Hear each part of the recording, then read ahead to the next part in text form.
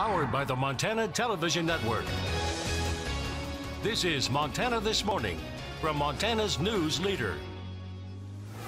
Well, good morning, and thank you for kicking it off with us here. I'm Justine Stewart. And I'm Louis Dortch. Hopefully having a good start to your Tuesday, and happy Halloween, everyone. Yeah, last day of October. Yeah, I can't believe it. Already almost in November, Justine. I know. It seems like, I always say, like, time, especially as you get older, just the years go by like really fast. Quick. Yeah, so we're gonna end this last day of October, Halloween, with dry weather, cool weather, but we're still tracking that major weather change. Really some big rain and snow possibilities as we roll into tomorrow, and that's gonna last all the way into the weekend. So we do have a winter storm watch in place, some significant snowfall possible for anywhere in the blue there. That's especially in the higher elevations. 4 to 8 inches of snow possible with locally higher amounts. It can get up to a foot in some areas. So if you are going to do some travel, we're going to talk any day from Wednesday through the weekend, especially over those high elevation mountain roads and passes. Keep an eye on this on the road conditions there, because we could be creating some really difficult conditions. Here's your forecast headlines. Dry Halloween, temperatures in the 40s, and we're looking at a wet weather pattern. Rain and snow Wednesday through Sunday. Cold temperatures, highs in the 20s, 30s, and 40s. Safety concerns at the Mineral County Jail are piling up, so commissioners shut down the jail. If you have a male detention officer that has to dress out a female inmate, the county now wants the dispatcher, a female dispatcher, to come in and dress down that inmate while the detention officer mans the 911 center. Now, of course, they aren't cross-trained on that. Union representatives say that besides the low pay, officers are concerned because they do not have the training necessary to fulfill some of the new policies that have been implemented. In a video of Friday's County Commission meeting, the Mineral County Attorney Ellen Donahue says one of the detention officers had walked out on the job Thursday night, leaving just 2 remaining. The jail houses up to 28 inmates, and the sheriff says most of the beds are usually full. All of them are being taken to other holding facilities. Not all of the inmates are Mineral County arrests. They are paid over $60 a day to house inmates and prisoners from places like Montana State Prison and Department of Correction inmates. Sheriff Tom Bauer says between poor pay and difficult hours, attracting and retaining employees has been difficult. They don't get paid well. We've had applications out. We've been short-staffed for a long time, several months, and we've had people apply. And once they look at the starting wage and the wage they'll get, they're like, I'm not going to do this for that wage. The county plans to retain the 2 remaining detention officers and assign them to cleaning up the jail and transporting inmates to other jails. Bauer says they will continue to make necessary arrests and use the jail to temporarily hold Mineral County inmates until they can be transferred elsewhere to house, which the county will have to pay for. The open enrollment period is about to start for Montanans who get their health insurance through the individual exchange created as part of the Affordable Care Act. Enrollment will start on Wednesday, November 1st, and it runs through December 15th. 3 companies will still offer individual health plans in Montana this year, but each company is going to raise their average rates between 13% and 20% after the federal government ended subsidies on their policies. Montana Insurance Commissioner Matt Rosendale said it's important for anyone choosing an individual plan to look closely at all their options. Start early looking at this information to stay abreast of any of the changes that the federal government may still propose to us over the next 60 days, and then to continue to shop around so that they can find a plan that accommodates their budget and their needs and their personal choices.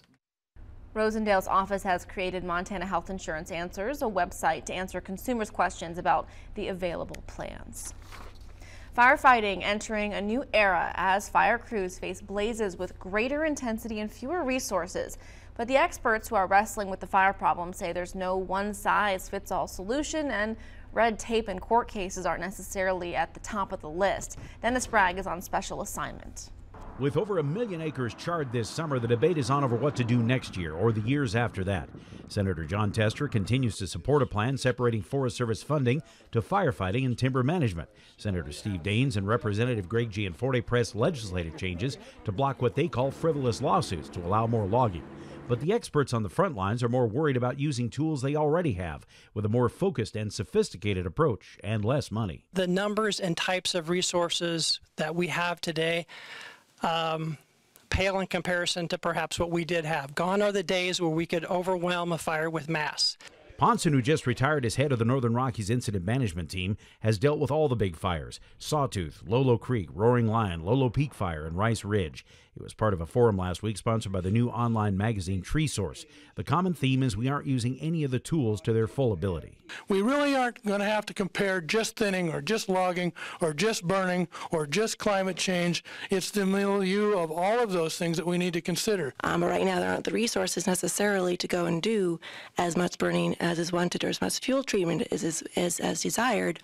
The Forest Service is spending all of their money fighting the fires. Timber harvests are down from historic highs in the 1960s through 1980s nationwide, not just in Montana. Lawsuits stopped some cutting. Shifting global markets stopped others. Less logging means less money for the Forest Service. But thinning and other operations have progressed. Few, if any, recent projects on the Bitterroot have been challenged in court. But getting planned projects going is harder, such as the West Side Collaborative Project in the Bitterroot, which had been aimed at cutting fire risk before Roaring Lion. With less cash, firefighters are becoming more tactical. And I see that as a tactic that we're going to use more and more to manage the effects of fire, not simply put it out. And therein lies the new approach, using geography and the available tools and being comfortable with that. We need to take account for management actions that we've done in the past, impacts that we're having on the landscape, and think hard about what we value. We need to treat the landscape appropriately and use every opportunity we have to take advantage of the tools in the right place at the right time. While that broader debate continues over forest lands management, the experts say there is something you can do right now to get around red tape, and that is making your property fire safe. Homes are still being lost through carelessness, like landscaping or a woodpile stacked too close. And there's a push to get more people living in the wildland-urban interface to help manage their own timber stands. But we're not treating nearly enough acres to significantly affect our fire risk.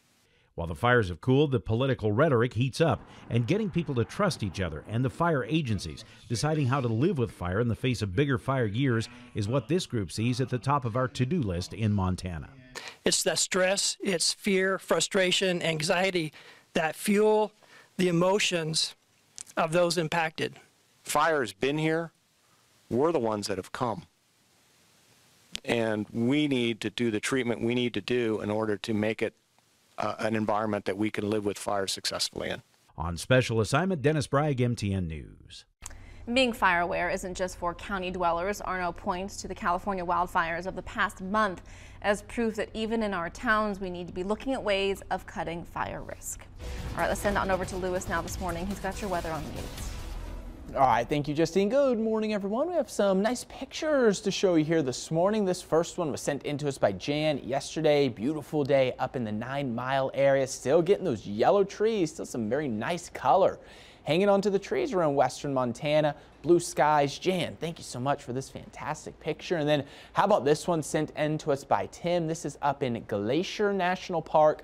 I love this picture right here. However, if you take the same picture again, later on this week, you're going to see a lot of snow cover here, as Glacier National Park is one of the areas that could really get hit with a lot of snow from this upcoming system, and we'll talk more about that here in just a minute. First though, temperatures this morning, chilly start to the day. Grab those jackets as we're seeing teens in Butte, Dillon, Salmon, Sula, Hamilton at 19, 20 in Missoula, 21 Seeley Lake, we're at 20 in Kalispell, 26 in Polson, 22 in Thompson Falls and St. Regis. So let's go ahead and look at how much rain is possible with this upcoming system. Now, this isn't going to be all of it, but we're going to go ahead and start this Wednesday morning, so tomorrow morning, and then we're going to let the model run all the way into Friday morning. So we're still going to see more rain and snow over the weekend, but we'll go ahead and stop it here.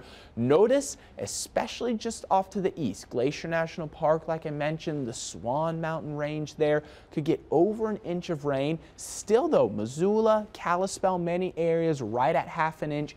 if not more than half an inch of rain. The trick with this system, though, is trying to time out where that rain is going to transition over to snow. Now, the higher elevations, that's where we know we're going to get a lot of snow. When though is it going to hit the valleys? And that's always the hard part with these systems. So here's one model run looking at potential snowfall total, again, stopping at Friday morning. Northwestern Montana down to the valleys in Kalispell, possibly 5 inches of snow. Again, Glacier National Park, the Swan Mountain Range, Marias Pass, possibly up to a foot of snow. So this is where we're going to see most of it. Looks like Missoula, all that rain may transition to around half an inch to an inch of rain, with lesser amounts the further south you go, and that's just because we're going to see warmer temperatures remaining mostly in the 40s in southwestern Montana.